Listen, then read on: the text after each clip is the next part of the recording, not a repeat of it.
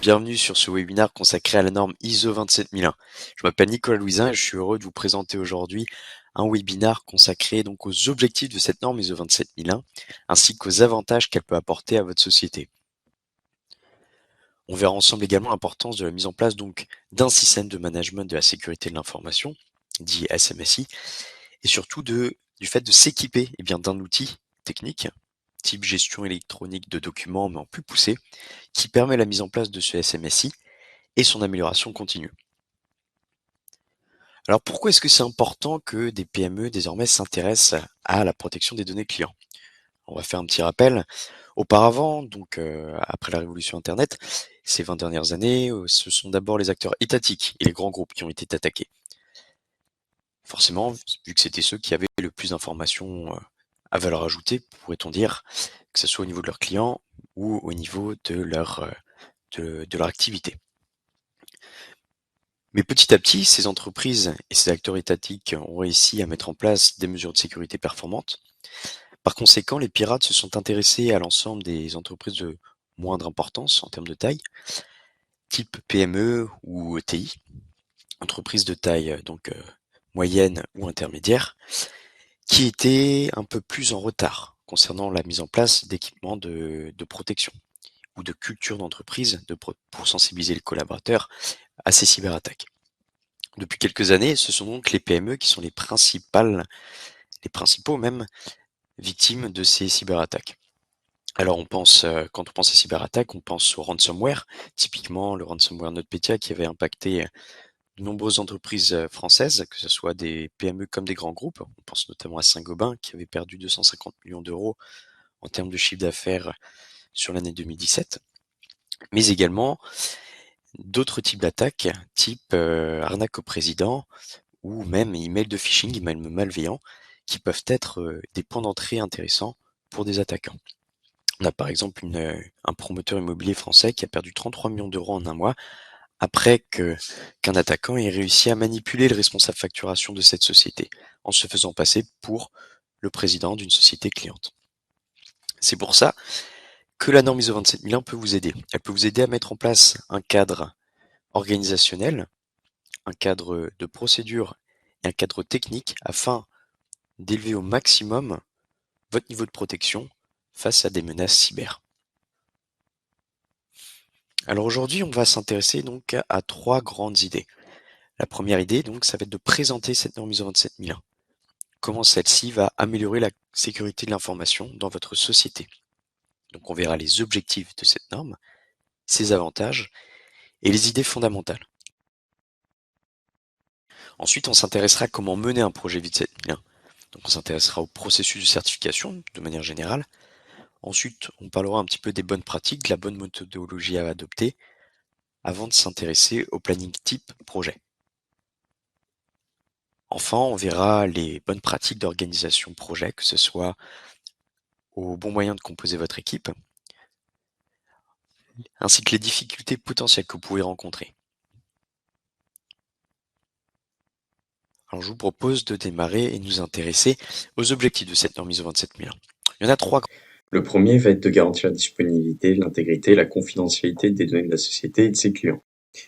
Les données sont considérées comme les actifs principaux, vu que ce sont ces actifs qui contiennent l'information des collaborateurs et les informations des clients. À cela va s'ajouter la volonté d'atteindre le niveau de sécurité voulu par notre société ainsi que nos clients, afin de répondre aux cyber dangers qui peuvent menacer nos actifs. Et le troisième va être d'aider la société à se développer grâce à des certifications attendues par des grands groupes avec lesquels on peut travailler.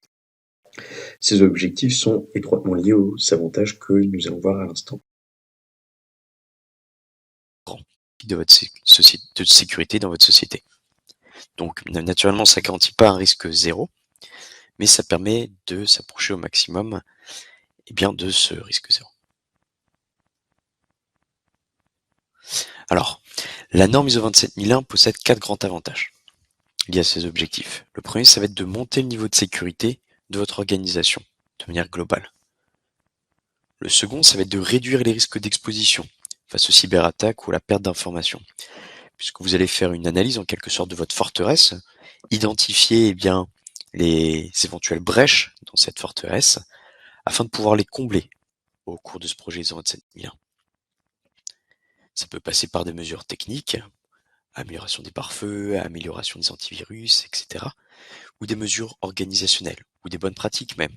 Bien verrouiller son écran, mettre un système VPN qui permet de s'assurer de l'authentification du collaborateur lorsqu'il se connecte depuis son poste de télétravail chez lui, etc. Le troisième avantage, ça va être d'améliorer l'organisation de votre société via des processus clarifiés et des responsables identifiés pour chacun de ces processus. Enfin, comme on le disait tout à l'heure, obtenir un avantage concurrentiel face à un autre concurrent.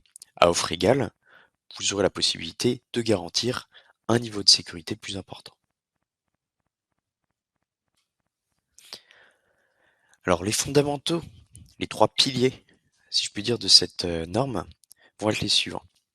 Le premier, c'est les critères DIC. C'est ce qu'on évoquait tout à l'heure. Disponibilité, intégrité, confidentialité. C'est primordial donc de protéger cette information, mais aussi de la rendre disponible, intègre et confidentielle. Disponibilité, c'est-à-dire pouvoir donner accès en lecture ou en modification dès qu'une personne qui en a l'autorisation souhaite accéder à la donnée.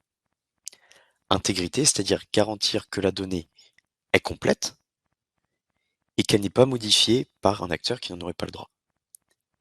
Et enfin, confidentialité, ça va être s'assurer que la donnée est disponible seulement pour les personnes qui en ont le droit. Et seulement avec le privilège, c'est-à-dire le type d'accès auquel cette personne est autorisée, lecture ou modification. Le second pilier, ça va être la sécurité, puisqu'il faut garder en tête que l'on va travailler à améliorer la sécurité de l'information.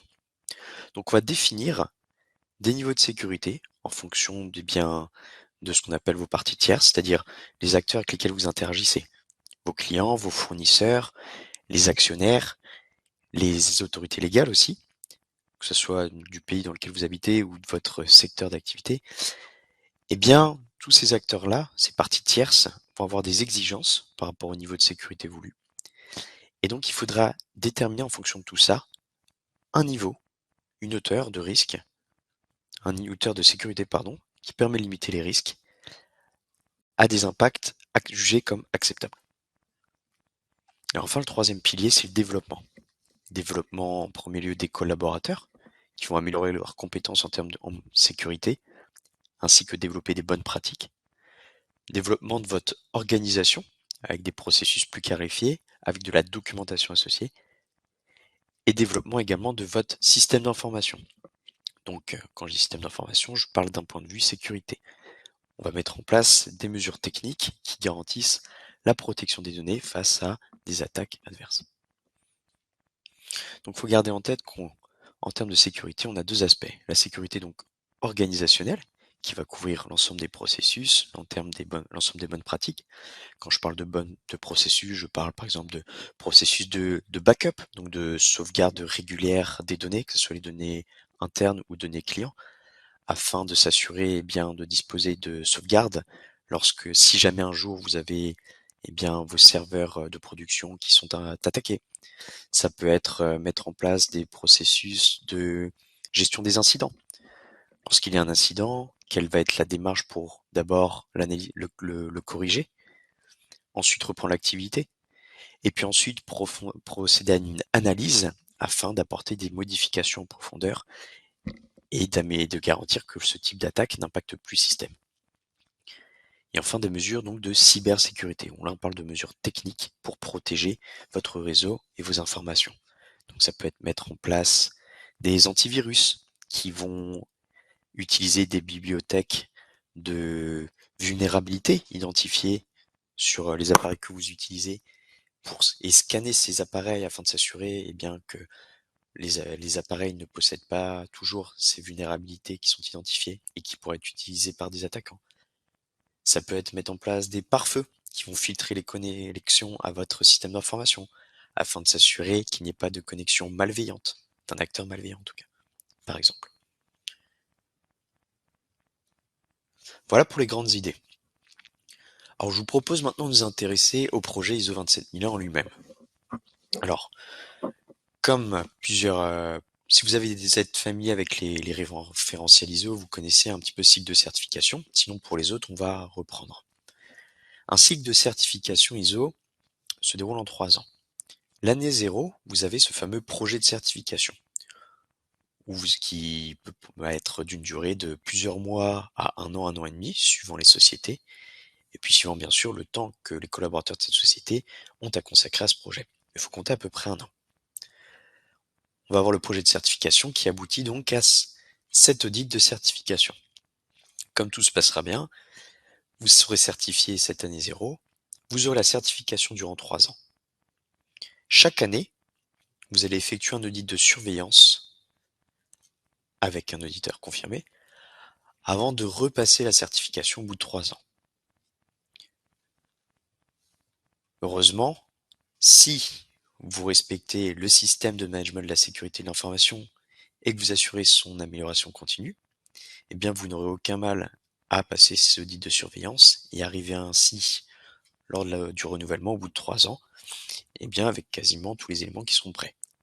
Il faut simplement s'assurer qu'en année 0, on met bien en place le système de management de la sécurité de l'information et qu'on continue d'effectuer l'ensemble des contrôles, l'ensemble de la veille nécessaire et des projets pour garantir son amélioration continue et s'assurer le renouvellement de certification 3 ans plus tard.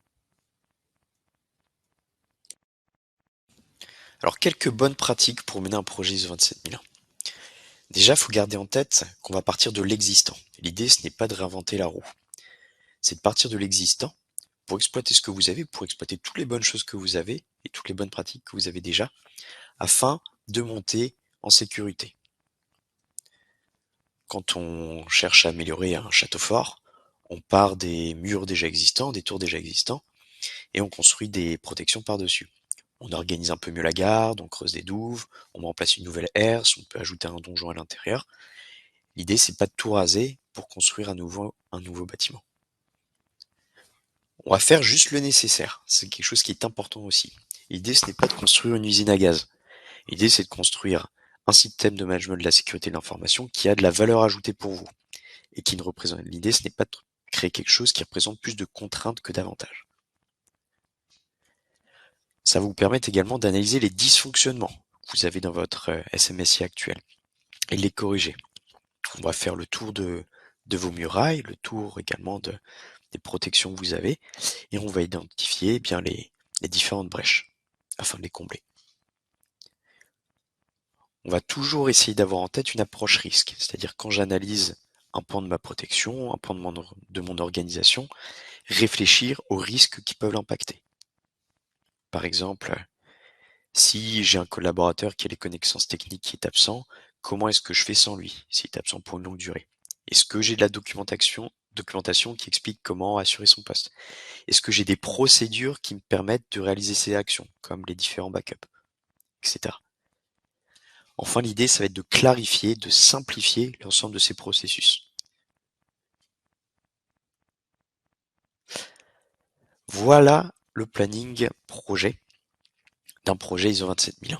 Donc, dans le détail, ça représente une quinzaine, donc 16 étapes en tout que vous avez ici en vert, qui vont nous demander de rédiger de la documentation. Donc on voit les différents documents à rédiger à chaque étape que vous avez en rose et qui sont dictés par différentes exigences. Donc on passe la norme ISO 27001, mais on s'appuie sur d'autres règles ISO, la 27002, 27005, 27003, etc. pour assurer cette certification ISO 27001. Donc comme vous le voyez, ce planning projet est d'une certaine manière complexe. C'est pour ça que nous avons décidé avec Filagile de vous simplifier au maximum afin de s'assurer que tout le monde le comprenne. Donc, nous vous proposons ici un planning projet en 6 étapes qui sont beaucoup plus claires. Cadrage et lancement, analyse des risques, état d'applicabilité, gestion de projet, préparation à la certification et audit blanc. Le cadrage et le lancement va être la première étape qui va durer à peu près un mois. C'est l'étape durant laquelle nous allons définir le périmètre de votre projet de certification, appelé le domaine d'applicabilité. Donc vous allez définir les activités, les locaux et les équipes donc la structure organisationnelle sur laquelle vous souhaitez être certifié. Une fois qu'on aura défini ça, ainsi que les différentes actions qu'il y a avec l'extérieur bien sûr, une fois qu'on aura défini ça, on fera l'analyse de risque. L'analyse des risques qui nous permettra d'identifier d'abord ce qu'on appelle les actifs, donc les éléments à protéger dans votre périmètre, et on évaluera les risques qui peuvent les impacter, ce qui nous permettra de définir des risques majeurs et importants à vraiment corriger, ainsi d'identifier les risques mineurs et négligeables, et de proposer des traitements pour les corriger. On fera ensuite l'état d'applicabilité, qui nous permettra de passer en revue l'ensemble des exigences de la norme ISO 27001, qui sont comprises dans la norme ISO 27002, appelée aussi annexe A. Il y a 114 points que nous verrons, et nous analyserons les écarts entre votre système actuel et les exigences de la norme. Chacune de ces étapes prend environ un mois, et à la fin de l'état d'applicabilité, nous aurons un plan d'action, donc différents projets, différents documents à créer, différents projets informatiques également à mettre en place. Ce qui nous permettra de démarrer la partie gestion de projet, donc l'étape durant laquelle vous réaliserez ces différents projets, une étape qui dure plusieurs mois. Et nous serons en mode gestion de projet jusqu'à nous préparer pour la certification. À la fin de cette partie de gestion de projet, en fonction du planning que nous aurons mis en place, on fera un pré-audit entre nous pour analyser si vous êtes prêt ou pas et si vous avez comblé les différents écarts identifiés. Et nous ferons l'étape de préparation à la certification. Donc on vous formera sur la manière de répondre aux questions de l'auditeur et les preuves à fournir. Et enfin, nous passerons l'audit blanc.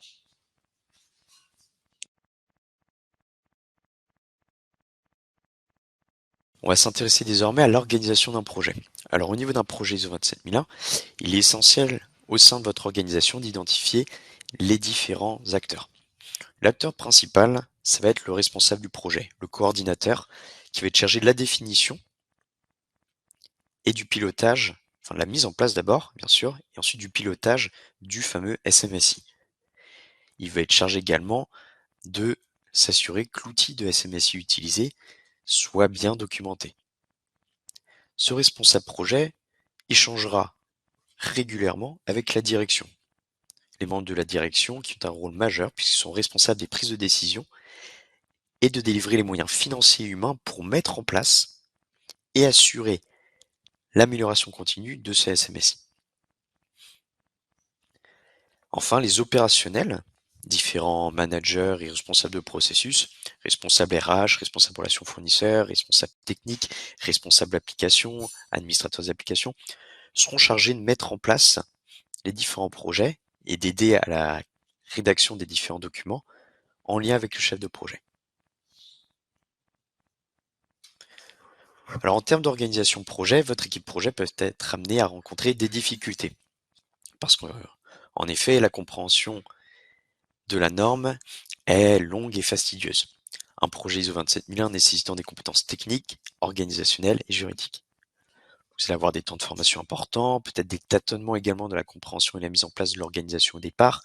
Vous allez peut-être faire des erreurs de mise en place dues à l'inexpérience sur le sujet. Vous avez ce qui va peut-être générer un stress face à une tâche qui semble pas forcément évidente.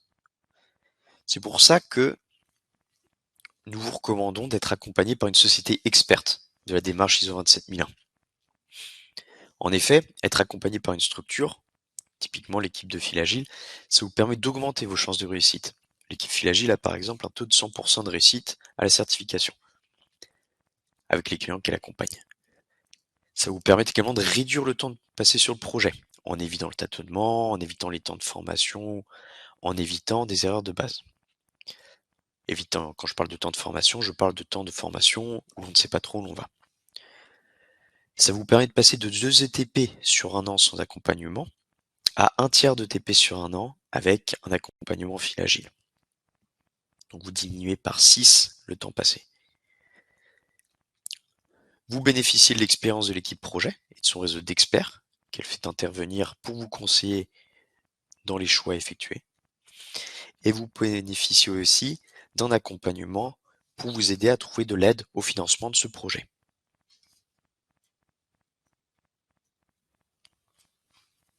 On va enfin comme on le disait en préambule, fortement vous aider à vous équiper d'un outil permettant la gestion du SMSI. On pense notamment à l'outil Eramba, qui est un outil open source de gestion électronique de documents qui a pour valeur ajoutée de proposer des spécificités liées au passage de certification. Il est très adapté pour passer la certification ISO 27001 puisqu'on va retrouver cette structure problème-solution avec la possibilité de renseigner les différents, alors bien sûr votre domaine d'applicabilité, les différents parties tierces avec lesquelles vous avez échangé, clients fournisseurs, etc. Mais surtout de faire une analyse des risques complète et de faire une analyse de la conformité avec les 114 points de l'annexe A complète également. Et une fois que cela sera effectué, on aura la possibilité de lier et de rédiger puis de lier directement la documentation et de rédiger les contrôles internes et mesures de sécurité avec des alertes visuelles et des notifications lorsqu'un contrôle interne ou une mesure de sécurité n'est pas effectuée par exemple. Donc en quelques coups d'œil, vous avez la possibilité d'identifier les risques majeurs et importants. Vous avez la possibilité d'identifier les contrôles qui n'ont pas été faits ou les éléments incomplets afin de les corriger plus rapidement et plus efficacement possible. Vous pourrez retrouver, ça peut également servir de référentiel pour votre société où on va retrouver l'ensemble des politiques, procédures et chartes. Alors quand on parle de politique, on pense à la politique de sécurité de l'information de manière générale, mais toutes les bonnes pratiques associées. Politique de gestion des mots de passe, politique de gestion des sauvegardes, etc. Des bonnes pratiques sur l'ensemble des processus de manière générale. En termes de documentation, vous allez également avoir les procédures. Procédures qui sont des documents plus d'exploitation. Procédures pour vous assurer que lorsque vous faites un processus important, typiquement processus de gestion des backups, processus de mise en place d'un nouveau projet, vous effectuez les différentes étapes nécessaires à la réalisation de celui-ci en s'assurant de la protection des données, en ayant toujours en tête disponibilité, intégrité et confidentialité. Et enfin, en troisième type de document, vous allez avoir les chartes, donc des documents type charte informatique qui va contenir l'ensemble des bonnes pratiques à effectuer par les collaborateurs et des devoirs de ceux-ci sur les équipements qu'ils utilisent. Charte informatique qui va être signée par ses collaborateurs. Cet outil de SMSI, ça va vous permettre de répondre aux différents problèmes que vous pourrez rencontrer lorsque vous passez la certification, qui occasionnent des stress supplémentaires. Et ça vous permet d'accomplir cette opération longue et fastidieuse en organisant efficacement le projet de manière rigoureuse. Cet outil de SMSI vous permettra de faciliter l'accompagnement durant le projet de certification, puisque l'équipe d'accompagnement, l'équipe qui vous aidera sur ce projet, aura la possibilité de le consulter et de vous délivrer des ressources directement sur celui-ci. De disposer des preuves pour la certification, puisque tout sera centralisé sur le logiciel, et de disposer d'un référentiel unique pour l'ensemble des collaborateurs. Donc ce sera très utile et efficace pour l'amélioration continue du SMSI ensuite. Je vous remercie pour votre attention au cours de ce projet. Si vous avez besoin d'un petit peu plus d'informations sur les projets de cybersécurité et l'activité de Filagile, n'hésitez pas à nous contacter via tdomotard@filagile.com. L'adresse mail de notre CEO est responsable de vous délivrer différentes informations sur les projets. N'hésitez pas à prendre contact avec nous. Vous pouvez également trouver d'autres ressources vidéo, que ce soit liées à la norme ISO 27001 ou à d'autres normes, ainsi qu'à des bonnes pratiques sur notre chaîne YouTube, Filagile. Je vous souhaite une très bonne journée et n'hésitez pas à nous contacter pour plus d'informations. C'était Nicolas Louisin pour Filagile.